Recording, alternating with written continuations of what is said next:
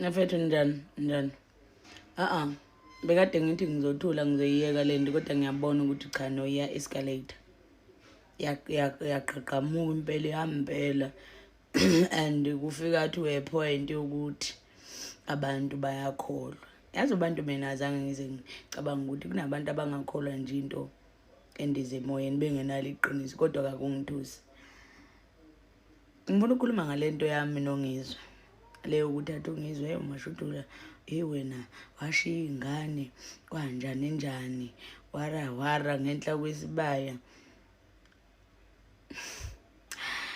Kuleya ngenhla kwesibaya ngithe mase ngicabanga ngibuyele emuva ngathi no I think wabona le video ngisekhaya ngifaka iphinifa lagogo elibuhlaza. Lokwathi inhloke mina ngifaka iphinifa noma ngibhince njengoba ngilibhincile. Kodwa kuleya abantwana iyangithusa madoda ngoba ungizwe kwabanye abantu yethi meyikhulumile kuthiwa hayi ngani ungizwe uyahlanya. Uma esekhulume ngami ungizwe akasahlanya ungizwe. Uma esekhulume ngathi ungizwe akasaguli ngami akasaguli. Akekho umuntu ongamazi ongizwe.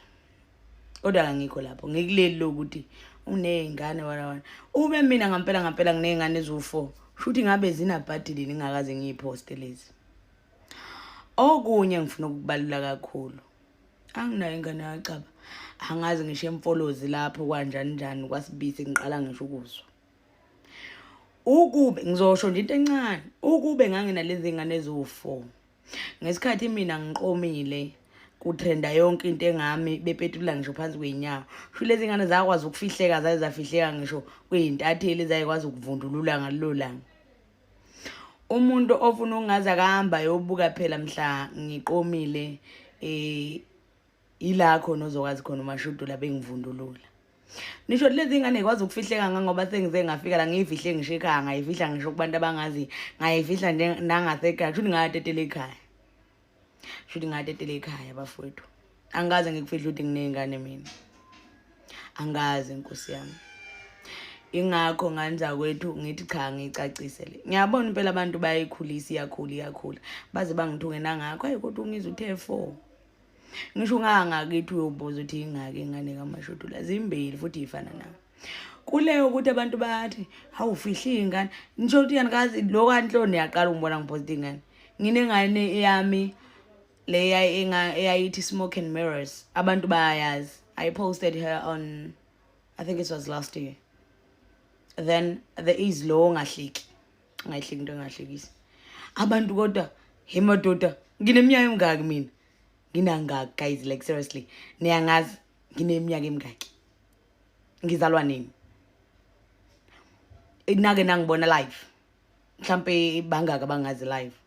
And bangakwazi ukuqagela bethi no maybe she's 30 something or she's 40 or 50. Guys like really? You do believe ukuthi I've got 4 kids. And abantu bayakhohle ukuthi ngiwumama wesizwe nje. Hayi ngokuthi mhlambe khona ngiphethe isizwe esithile no. Nginezingane eziningi engoma wazo. Manga ukuthi ngithukelwa zona it's fine. I even posted the other day on Facebook.